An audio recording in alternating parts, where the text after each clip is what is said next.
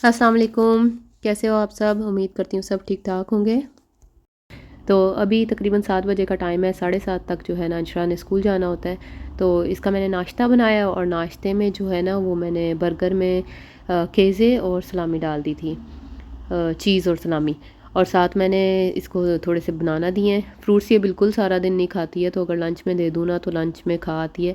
वो इसलिए कि इसे पता है कि घर आएगी तो मामा डांटेंगी कि लंच ख़त्म क्यों नहीं किया, तो इसी बहाने खा लेती है। अंशा को भेज के मैं अपना और हामिद का नाश्ता बना रही हूँ, क्योंकि आज हामिद फ्री थे, छुट्टी थी, तो हमने सोचा कुछ काम करने वाले हैं वो कंप्लीट कर लेते हैं। तो जल्दी जल्दी नाश्ता वगैरह करके निकलते हैं फिर। नाश्ते में मैं स्पेनिश ऑमलेट बना रही थी, लेकिन ज़ाहिर है पाकिस्तानी है तो थोड़ा सा पाकिस्तानी टच के साथ बना रही थी। बिल्कुल वो स्पेनिश वाली ऑथेंटिक रेसिपी नहीं है, लेकिन ये ऐसे भी मज़े का बनता है और एक कंप्लीट मील ही होता है। बच्चे अगर साथ ब्रेड ना भी लें, एक दो स्लाइसेस ही खा लें इसके, तो काफ़ी हो जाता है। तो इसके लिए सबसे पहले हमें आलू चाहिए होंगे, और डिपेंड करता है कि आलू का साइज़ क्या और आप कितना बनाना चाह रहे हो, उस हिसाब से आप लोगे। मैंने 3 मीडियम साइज़ के लिए थे, बहुत ज़्यादा बड़े भी नहीं थे, बहुत छोटे भी नहीं थे। फिर इन्हें मैंने पील कर लिया और कश कर लिया है, और कश करने के बाद इसी स्टेज पे मैंने नमक भी ऐड कर लिया है, क्योंकि अच्छी तरह से फिर मिक्स हो जाएगा। और नमक ऐड करने के बाद मैंने एक पैन लिया है, पैन थोड़ा बड़ा ही लेना है, और पैन में फिर मैंने अच्छी तरह से मक्खन लगा दिया है। अगर आप ऑयल में बनाना चाहो तो वो भी बिल्कुल ठीक है। मैं मक्खन इसीलिए ले रही हूँ कि ज़रा बच्चे भी खाते हैं तो तसल्ली रहती है। उसके बाद मक्खन अच्छी तरह लगा के ये जो उनसे कश किए हुए आलू थे ना, इनकी एक लेयर सी लगा लेनी है। अभी जिस तरह से मैं लगाऊंगी, पहले मैंने स्पैचुला से लगाई थी, लेकिन उससे मुझे कोई इतनी ख़ास तसल्ली नहीं हुई, तो फिर मैंने कहा छोड़ो नखरे शकरे, हाथों से ही लगा लो। और इस तरह से हाथों से ना इसकी बहुत अच्छी सी एक लेयर बन गई थी, बहुत मोटी नहीं बनानी है। अच्छा, ये लेयर ना बहुत ज़्यादा मोटी रखनी है, ना बहुत ज़्यादा बारीक कर देनी है, बस दरमियानी सी रखनी है। उसके बाद मैंने इसमें काली मिर्चें ऐड की हैं। काली मिर्चें वैसे नमक के साथ ऐड कर दी जाएँ तो ज़्यादा बेहतर रहेगा, तो मुझे उस टाइम याद नहीं रहा, तो मैंने अभी ऐड कर दी हैं। उसके बाद मैंने जो हीट है ना, इसे लो से मीडियम तक कर दिया और इसे मैंने ढक दिए। लो से मीडियम नहीं, थोड़ा लो ही रख लें, क्योंकि आलू पकेंगे भी, तो 3-4 पे मैंने किया था। उसके बाद मैंने 3 अंडे लिए हैं, उनमें मैंने ऐड किया नमक, काली मिर्च थोड़ी सी बिल्कुल, और थोड़ा सा ओरेगानो ऐड किया था, और दिल। बस ये सारी चीज़ें ऐड करने के बाद अच्छी तरह से इसे मिक्स करके एक साइड पे रख लेना है।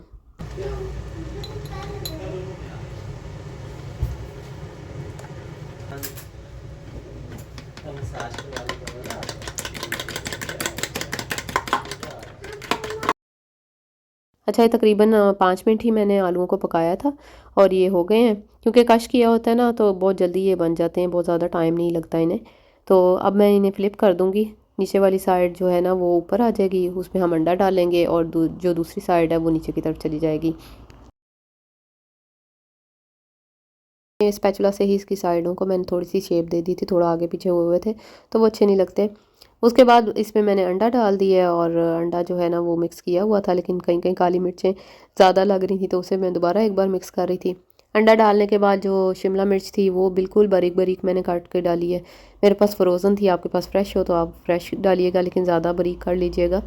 साथ ही इसमें मैंने चीज़ स्लाइसेस ऐड कर दिए थे, मेरे पास श्रेडेड नहीं होते, अब मैं नहीं लेती हूँ, तो जो स्लाइस में पड़े होते हैं वही छोटे छोटे पीसेस करके डाल देती हूँ। और इसे फिर मैंने तकरीबन 5 मिनट के लिए दोबारा कवर करके पका लिया था। आई थिंक 5 मिनट भी नहीं लगे होंगे। आपने बस देख लेना है इस तरह से, जिस तरह मैं स्पैचुला लगा रही हूँ और अंडा नहीं ना साथ लग रहा है, तो इसका मतलब है कि ये हो गया है। और दिखने में भी पता लग जाता है, थोड़ा हार्ड हार्ड सा हो जाता है। और बहुत ज़्यादा भी नहीं पकाना, क्योंकि बहुत ज़्यादा पकने से भी ना अंडे की स्मेल आने लग जाती है, वो फिर मुझे तो अच्छी नहीं लगती है। और बस अब मैं इसे प्लेट में निकाल रही हूँ, और ये हमारा मज़ेदार किस्म का नाश्ता तैयार हो गया। कभी कभी इसके साथ मैं कोई चीज़ नहीं लेती, ऐसे ही बस एक दो स्लाइसेस खा लेती हूँ, और कभी कभी एक दो ब्रेड साथ ले लेती हूँ। डिपेंड करता है कि कितनी भूख है। मुझे तो ये अच्छा लगता है, बाकी आप भी ट्राई कीजिएगा और मुझे बताइएगा कि कैसा लगा है आपको। वैसे आप लोग कमेंट्स बिल्कुल भी नहीं करते हो। मैं मानती हूँ इतने व्यूज़ नहीं है, लेकिन एटलीस्ट जो देख रहे हैं वो तो कमेंट्स किया करें।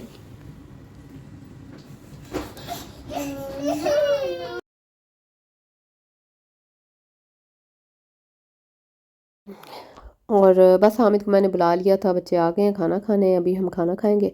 और मैंने ना अच्छा सा अपनी तरफ से सर्व किया है, ताकि हामिद ज़रा देख के खुश हो जाए कि मेरी बेगम ने बड़ी मेहनत की है। 9 तो अभी नाश्ते पे हमने डिसाइड किया कि हम IKEA जाते हैं और वहाँ का काम जो है वो ख़त्म करते हैं, क्योंकि हमने किचन के लिए थोड़ा सा डाइनिंग वगैरह देखना था इसकी मेजरमेंट के हिसाब से, तो उस पर टाइम लगना था। नो, रख दो इसे।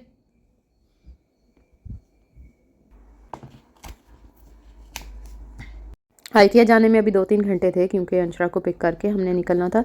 तो मैंने सोचा उतनी देर में खाना बना लेती हूँ। और खाने में मैं बना रही हूँ कीमा करेले।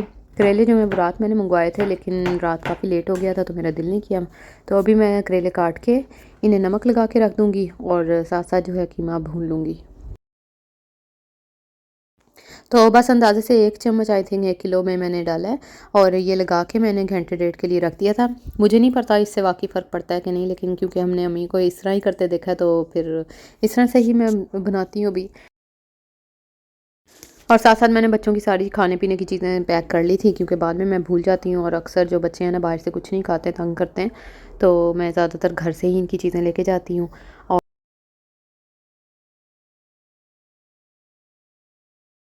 और तकरीबन 1 घंटा जो है वो करेलों को मैंने नमक लगा के रखा था। अभी मैंने वॉश कर लिया, स्टेन कर लिया है, और अब मैं इन्हें फ्राई करने लगी हूँ। और साथ साथ आलमगीर जो है ना वो मुझे इतना तंग कर रहा है, तो ये साथ साथ चलता रहता है, मैं समेटती रहती हूँ, रश डालता रहता है।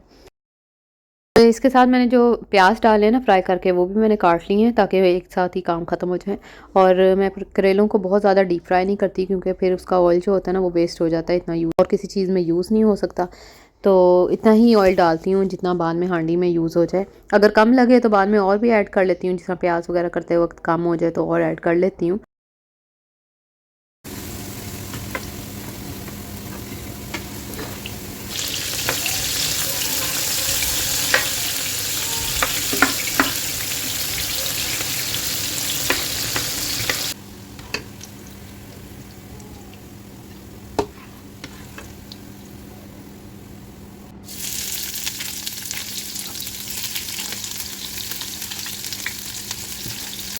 प्याज और करेले जो हैं वो मैंने फ्राई करके एक साइड पे रख लिए थे।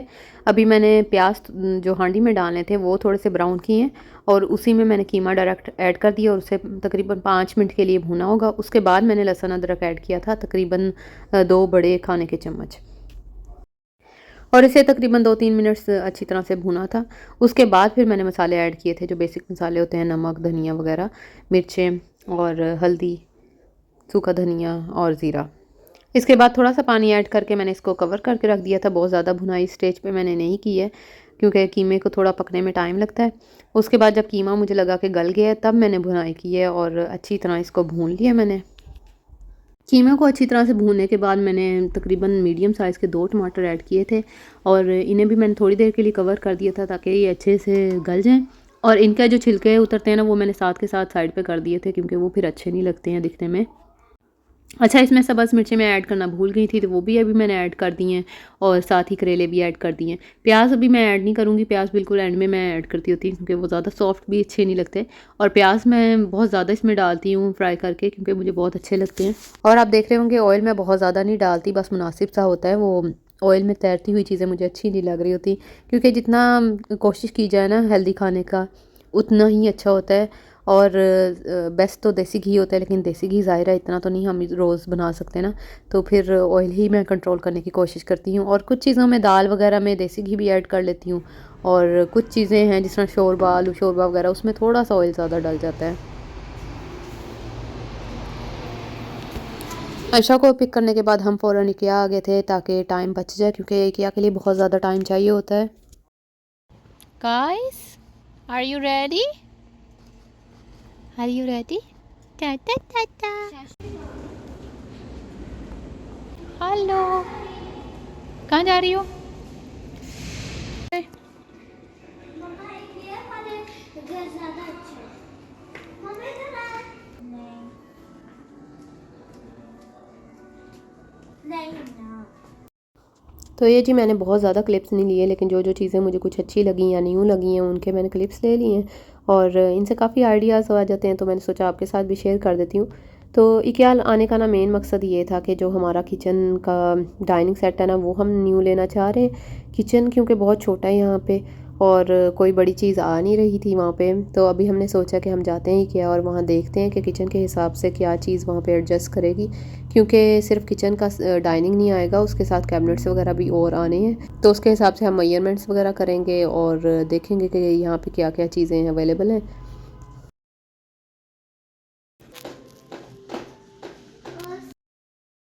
तो जहाँ जहाँ मुझे मौका मिला है मैं क्लिप्स वगैरह लेती रही हूँ। और ये DIY ना मुझे बहुत अच्छा लगा बच्चों के रूम के लिए। तो अगर आपके पास भी छोटे छोटे लेगो वगैरह हैं तो आप इस तरह से 3D फ्रेम में लगा सकते हो। और ये अभी हम आ गए किचन सेक्शन में, और जितने भी स्टूल्स वगैरह थे ना, मेरी नज़र उन पे ज़्यादा थी, लेकिन हामिद को स्टूल्स इतने अच्छे नहीं लग रहे थे, क्योंकि ये नो डाउट बिल्कुल भी इजी नहीं थे। मैं तो सिर्फ जगह के हिसाब से कह रही थी, क्योंकि जो चेयर्स होती हैं ना उनकी वो जगह बहुत ज़्यादा लेती हैं। तो अभी हम देख रहे थे, लेकिन जो हमने बाद में सेलेक्ट किया था ना, वहाँ पे मैंने क्लिप्स वगैरह नहीं लिए थे, क्योंकि एक एक चीज़ को देख के डिसाइड करना, सेलेक्ट करना बड़ा मुश्किल काम लगता है मेजरमेंट के हिसाब से। अगर तो आपके पास जगह खुली है ना, फिर तो आप जैसे मर्ज़ी ले लो। इसके अलावा हमने जो छोटे वाले बेंच होते हैं वो भी कंसिडर किए थे, लेकिन वही मसला ये है कि बेंच भी दो नहीं आ सकते, एक ही आएगा। तो उस हिसाब से फिर हमें एक दो चीज़ें अच्छी लगी हैं, वो इंशाल्लाह जब हम ले लेंगे, फ़ाइनल कर लेंगे, तो मैं आपको दिखाऊंगी। अच्छा, ये जो रूम है ना, अगर बच्चों का बहुत छोटा रूम है तो उस हिसाब से बहुत अच्छा ये एडजस्ट किया हुआ था। तो मैंने इसके क्लिप्स ले लिए हैं, ताकि अगर किसी को ज़रूरत हो तो वो यहाँ से देख लें। फिर से नहा रही है, आ गई हूँ। चलो आ जाओ, मैं कर- गंदी बच्चियाँ आ जाओ।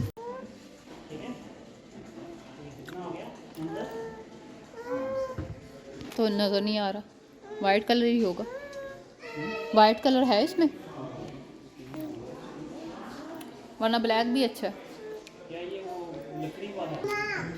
चलो करो करो, मामा देखें। वाह शून, मामा करें साथ हेल्प। इसके अलावा एक शीशा चाहिए था, तो इसी चीज़ में ना जो लंबा वाला होता है वो मैंने सेलेक्ट किया है।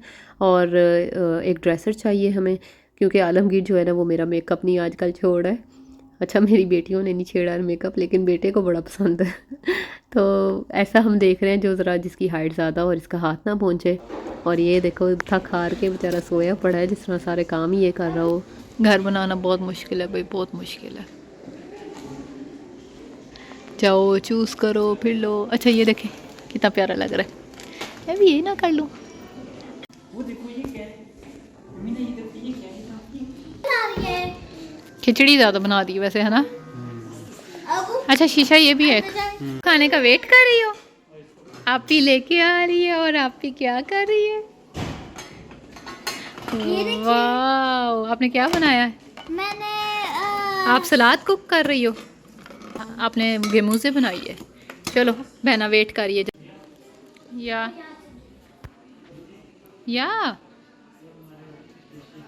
आ रही हूँ, 5 यूरो की 3 है ये।